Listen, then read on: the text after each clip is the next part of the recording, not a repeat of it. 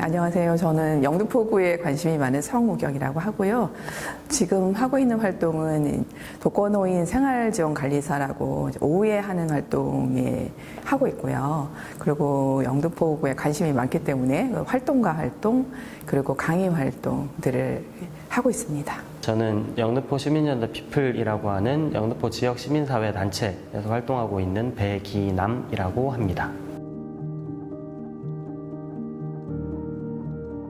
처음 출근했을 때는 그곳에 그런 골목인지는 몰랐어요. 제가 이제 가정 형편상 조기 취업을 해야만 했기 때문에 그때 부모님한테 말씀을 드렸더니 빨리 취직을 해야 된다. 네가 가족의 부담을 덜어주고 동생들에게 도움을 줘야 되기 때문에 이런 얘기를 계속 들었었어요. 담임 선생님한테 말씀을 드렸더니 아 이런 곳이라도 있는데 가볼래? 그래서 다니게 됐던 곳이 이제 이 회사였었고 처음에 출근을 할 때 이제 주소만 가지고 갔는데 사실은 많이 헤맸어요. 철제상이라는 곳이 주소를 찾아서 가서 보니까 간판은 맞는데 들어가는 입구가 없는 거예요. 그래서 거기에 일하시는 분한테 여쭤봤더니 이 쇠를 밟고 넘어가서 사무실에 들어가야 된대요. 아니면 뺑 돌아서 뒤로 가야 된대요. 근데 앞에 들어가는 입구도 간신히 찾았는데 뒤로 돌아가기는 너무 제가 버겁잖아요. 그래서 이제 그거를 밟고 사무실에 들어갔어요. 기억이.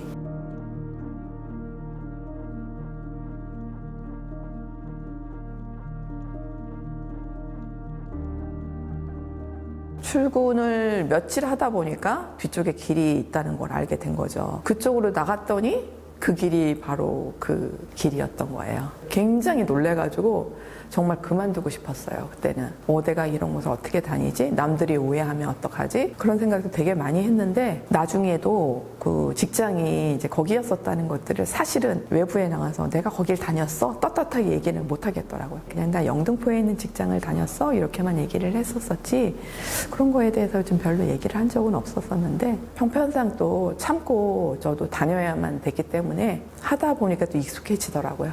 근데 많이 무서웠어요. 처음에는 그 길이. 제가 기억나는 경험 중에 하나는 2000년대 초반 밤 늦게 지금은 없어진 영등포 우체국 있는 그쪽 길을 밤에 이제 뭐 지하철 타러 이동하거나 이럴 때 중년 여성들이 총각 쉬었다가 이러면서 이제 옷깃을 잡아 끌고 실제로 이제 이야기를 들어보긴 했었는데 실제로 제가 그렇게 호객을 당한 건 처음이었어가지고 굉장히 좀 당황했던 기억이 있습니다. 그 당시에는 몰랐었는데 지금 생각해보면 이제 우체국 앞쪽에 있는 그 휘파리 골목 쪽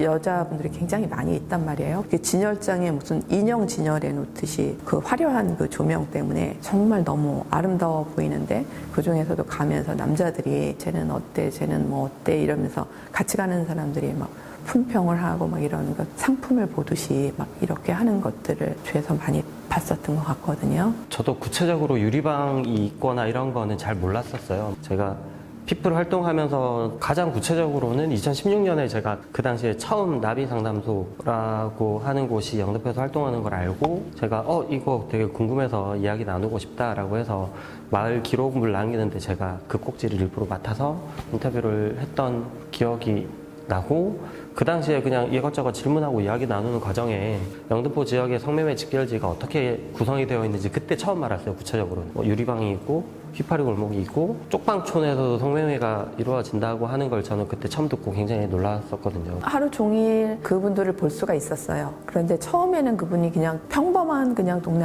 아주머니고 남자들인 걸로 알고 있었거든요. 근데 나중에 얘기를 들어보니까 그 앉아있는 분이 포주나 그 주인이거나 그런 사람들인데 거기에 평상에 앉아있는 남자들은 대부분이 덩치가 좋아요. 그분들이 관리하는 그런 사람들이라고 들었어서 기둥서방 막 이렇게 보통 얘기들을 했었거든요. 만약에 탈출을 시도를 했다가 뭐 붙잡혀와서 뭐 어떻게 됐네 이런 얘기들도 굉장히 많이 듣고 그럴 때마다 빚이 막 늘어난다. 27살만 되면 가치가 떨어지기 때문에 또 조금 더 부족한 곳으로 또 프리미엄이 붙어서 판매가 되고 막 이렇게 된다는 얘기들을 들었었어요. 이제 그 사람들이 그런 역할을 한다고 듣고 또 그런 경우도 있었어요. 뭐 옷이라던가 이런 거 판매하는 사람들이 오면 그분들이 뭐 손가락질을 하면서 뭐 저리 들어가라 뭐 이렇게 안내를 하기도 하고 큰 보재기 뭐 이불보처럼 생긴 데다가 뭐 옷이 들어있대요. 그 안에. 그러면 이제 이렇게 묶어가지고 어깨에다 이렇게 두르고 막 그분들이 와요. 그러면은 그 아주머니들이 열어서 볼 때도 있고 뭐 어디로 가봐라 뭐 이러는 것 같아요. 그러면은 글이 들어가면 그 여자분들에게 뭐 이렇게 제공이 되는 것 같더라고요. 그런데 제가 듣기로는 그게 전부 빚이라고 들었거든요. 일을 하기 위해서는 옷이 필요한데 내가 원해서라기보다는 누군가에 의해서 이것을 빌리거나 뭐 사거나 해야 되는 것이고 그것이 빚이고 화장품 장사 아주머니들도 많이 왔었거든요. 그러면 그분들에 대해서도 내가 지불을 못하면 그것에 대해서도 빚이 되고 수시로 뭐 보건증인가 뭐 그런 걸 발급받아야 된다 막 그래서 이제 가게 가면 뭐 언제 뭐 보건증 받으러 가는 날이다 이런 얘기 또 들려요. 그러면 가서 보건소에 가서 검사를 해야 되는데 그랬을 때 무슨 병이라던가 이렇게 치료비가 있으면 그것도 빚이 되고 그럼 모든 것이 다 빚이 돼서 등에 업고 있는 거죠. 이렇게 그 험한 일을 하면서도 이런 성노동으로 인정을 해야 되지 않냐 이런 말씀을 하시는 활동가도 있었고 이거는 폭력이다라고 이야기하는 활동가도 있었고 그런 이야기를 할 수는 있긴 한데 지금 우리 한국 사회 구조적으로는 그게 온전하게 자유로운 구조에서 스스로 선택할 수 있는 구조는 아니라고 생각을 해서 여러 세력 관계 안에서 자의적이든 뭐 타의적이든 그런 것들이 좀 복합적으로 표현된 게 아니었나 이런 생각을 좀 하게 되네요. 저는 기록을 한다고 하면 여기 사람이 있었다 라고 하는 걸 누군가는 기억할 수 있는 기록이 남아야 되지 않을까라는 생각이 들고요. 그런데 저도 어린 나이고 또 여자이기 때문에 사실 그 골목을 다니면서는 눈을 이렇게 똑바로 뜨고 그 사람들을 쳐다볼 수는 없어요. 너무 미안한 거예요. 미안하기도 하고 무섭기도 하고. 그런데 그것도 오히려 어떻게 보면 제가 너무 우월감을 갖는 거잖아요. 그 사람이 가엾다 생각하는 거는 내가 더 잘났다 이렇게 생각을 하는 거기 때문에 지금은 좀 미안하다는 말씀을 드리고 싶고요. 가만히 생각을 하면 그 시대가 그런 불행한 여성을 만들었고 나도 역시 행복하지 않은 청년기를 살 수밖에 없게 만드는 때였었던 것 같아요. 그리고 저도 역시 산림미천이 되기 위해 가지고 거기에 나가서 내가 원하지 않는 일을 하면서 돈을 벌어서 집에 갖다 줘야 되는 그런 상황이잖아요. 어떻게 살았느냐, 무슨 일을 하면서 살았느냐, 또 불행하지 않게 내가 어딘가에 끌려가거나 잡혀가지 않았기 때문에 그래도 나는 자유롭게 적은 돈이라도 벌면서 내가 일을 할 수가 있었었지만 그렇지 않았었을 경우에는 저라고 만약에 가정을 잘못 만났거나 하면 얼마든지 그런 케이스가 될 수 있었던 상황이잖아요. 그 시대상이. 현재도 뭐 그런 게 없다고는 볼 수가 없지만 좀 시대적인 우울감의 대표적인 그런 예가 되지 않을까 싶더라고요.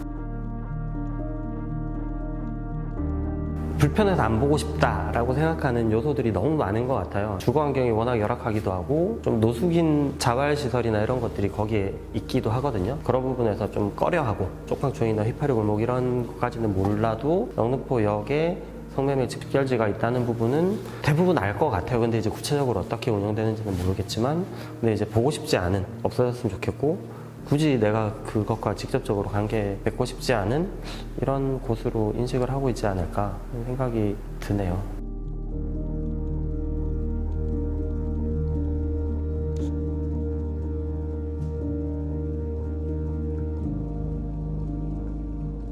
제가 제 잠재의식 속에서 과히 좋은 유쾌한 기억이 아니었기 때문에 잊어버린 부분도 사실은 있을 수도 있거든요. 근데 그곳이 어떻게 보면 자유를 박탈당한 그 여성들의 삶의 현장이었다고 생각을 해요. 기록을 남긴다고 하는 게 그냥 이런 일이 있었어라고 끝나는 게 아니라 그러면 이 문제를 하기 위해서는 어떤 고민들이 필요할까. 다양한 입장과 관점들, 다양한 스펙트럼이 있겠지만 그런 부분의 고민들의 이야기들을 좀 잘 남기고 이게 여기서 그냥 없애버리고 다른 곳에서 또 음성적으로 또 생겨나고 이런 방식이 아니라 이 문제를 근본적으로 해결하기 위해서는 어떤 것들이 필요할까 이런 이야기들을 집약해서 잘 기록으로 남겨서 기억이 되었으면 좋겠다. 이게 다시 반복되지 않게. 다시 반복되지 않는 것 중에 가장 핵심은 어쨌든 성매매 집결지에서 이 일을 하고 있는 여성들이 이제 쫓겨나다시피 사라지는 게 아니라 이분들이 어떻게 좀 지역사회에서 함께 살아갈 수 있게 할 거냐, 자신의 자존감을 갖고 자신의 삶을 스스로 선택해서 살 수 있게 하려면 뭐가 필요할까, 그냥 이게 그냥 건물만 없어지고 이런 부분이 아니라 기록을 남긴다는 건 그런 부분에 대한 것까지 같이 고민이 된 그런 것들이 계속 남아야 되지 않을까, 그런 생각이 좀 듭니다. 저는. 지금 이 이제 집결지가 없어진다 하잖아요. 근데 그것에 관해서 기억하고 싶어 하는 사람들이 많이 있을까 싶기는 해요. 하지만 그때 당시 때 어땠었구나에 대한 자료가 그런 남겨진다는 거는 좀 의미 있는 일인 것 같고요. 그리고 그분들이 알고 싶을 때 거기가 어떤 곳이었을까 알고 싶을 때 찾아볼 수 있는 자료가 되지 않을까 싶기도 해요. 그때의 제 삶의 경험이 누군가의 소용이 된다는 거를 생각해 본 적이 없어요. 그리고 제 기억을 누군가가 필요로 한다는 것이, 그리고 그것을 또 이야기할 수 있다는 자리를 또 마련해 주신다는 것이, 그리고 제가 어딘가에서 한번 이렇게 흘렸는데 귀담아 듣고 있다가 성우경이라는 사람이 뭐 그런 거에 대한 거 뭔가 알고 있어 기억해 줬다는 것도 반가웠습니다.